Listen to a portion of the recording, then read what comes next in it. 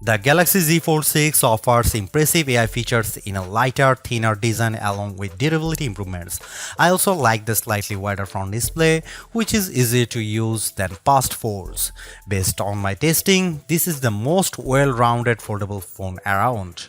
But the $100 price hike doesn't help, and the cameras are not flagship level. It is slimmer, lighter, and tougher, and chock full of AI. Samsung really wants to make more people want a foldable phone, but is the Galaxy Z Fold 6 worth 1,900 US dollar? The Fold 6 does make a statement with its more refined design, and Samsung has made this device more durable to try to get more people on the foldable bandwagon. You also get a wider front display, brighter main 7.6-inch screen, and Snapdragon 8 Gen 3 power. But Samsung needs to justify a $100 price hike over previous models. Is this the best foldable phone yet? I have been testing this foldable flagship, so let's get into the pros and cons in my Galaxy Z Fold 6 review.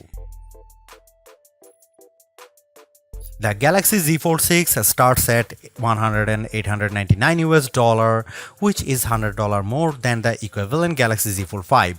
Prices rise to $2,019 US dollar for 512 GB storage and $2,259 US dollar for 1 TB storage. All three variants come with 12 GB of RAM. To get the most savings, see our roundup of the best Galaxy Z Fold 6 deals. Color options available this year include Silver Shadow, Pink, and Navy. Craft Black and Purity White will be available exclusively from Samsung.com. It might not seem like a big deal, but the Galaxy Z Fold 6's weight is now just like a regular flagship.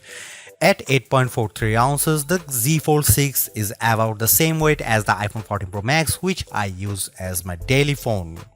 Yes, the titanium-based iPhone 15 Pro Max and Galaxy S24 Ultra are even lighter, but I can comfortably carry this foldable in my pocket. The OnePlus Open is a bit heavier and the Pixel Fold weighs at a whopping 10 ounces. It also helps that Samsung has shaved off some of the thickness.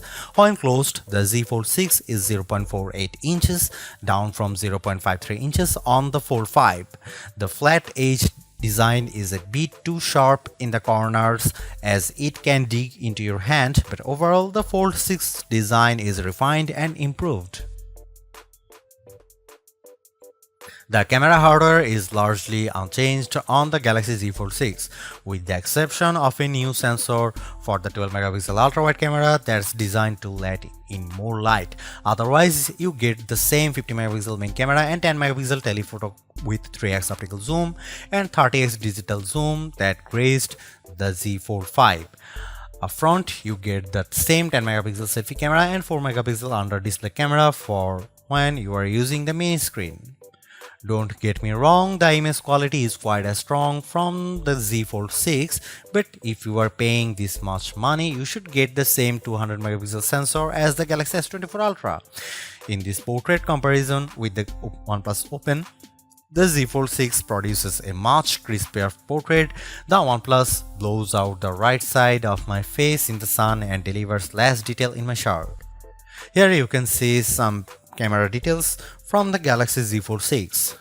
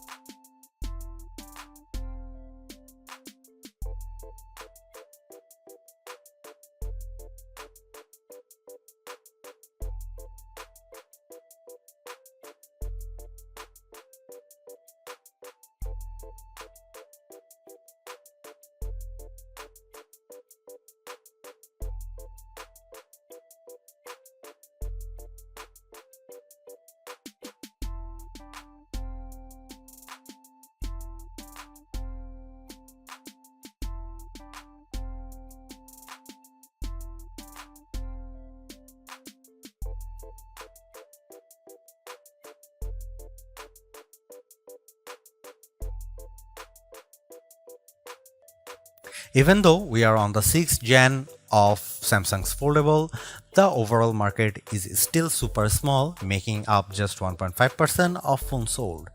Will the Galaxy Z Fold 6 change people's minds? If you are someone who loves the idea of having a huge screen on the go along with lots of AI features, this could be the flagship for you. I like the lighter weight, slightly bigger front display and strong Snapdragon 8 Gen 3 performance, and the AI features can come in handy, helping you be more productive and have more fun. But that 1900 US dollar is pretty tough to swallow when Samsung hasn't made that many changes in terms of that hardware.